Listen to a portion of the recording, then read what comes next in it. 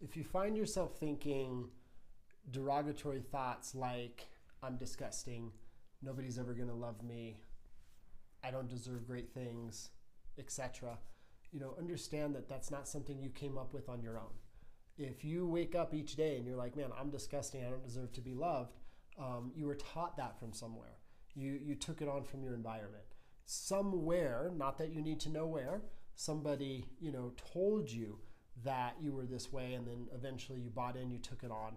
Or somebody treated you in a way, and in response to that treatment, in reaction to the way you were being treated, you took on this idea that I'm disgusting. Like maybe, somebody, turned you down, or they said no to you at some point in time, or made fun of you, and you were like, man, this must be happening, because I'm disgusting. It could have been in childhood, it could have been in your teenage years. Something could have happened as an adult that just flips a switch, and then we react with this idea that I'm disgusting, and then we take it on as our reality. And so the reason I'm sharing this is because we have to understand any belief that you hold within your mind is nothing more than an idea that you hold. And it's up to you whether you're going to invest in that idea and continue to propagate it and keep it alive, or you're going to look at it and say, man, that's a belief construct that came by way of one of two things. Either copied it from something in my past, or I took that belief on in reaction to something that happened to me in my life. Maybe a one-time event, maybe it was a repetitive occurrence. But regardless of how it came to be, you don't need to know where it came from. You don't need to know why it's there. All you need to know is that it's there, number one, and that I choose to change it. It's not how I choose to identify with myself any longer. And I understand that seems overly simplified, but that really is how the journey begins. And obviously there's a whole host of other tools, techniques, strategies, and support that you could get inside of to learn how to restructure your own psychology, restructure the current condition of your mind, train a whole set of new feelings and emotions that you want to drive with, experience, and have. But it really does all begin. The whole journey of transformation starts with just being willing to look at something and go, I'm disgusting. That is not going to produce the feeling I want to have. It's not going to create the outcomes that I want, and it's fundamentally untrue. I'm not going to entertain this anymore, and I'm going to set it aside.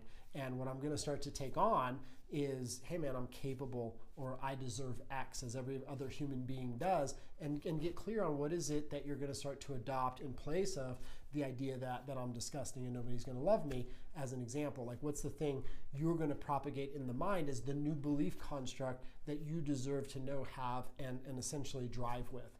And from there, you want to reinforce it. You want to rationalize and justify that new belief.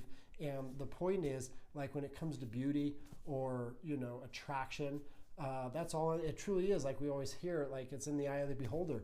Not all of us look at the same thing as beautiful. Some of us look at one thing. You can go to an art studio, and one person is awestruck by a certain piece of art, and another person is like, man, my 5-year-old could have done that. Like, what in the world is going on right now, and how does that cost so much money? And we're all looking at the same thing.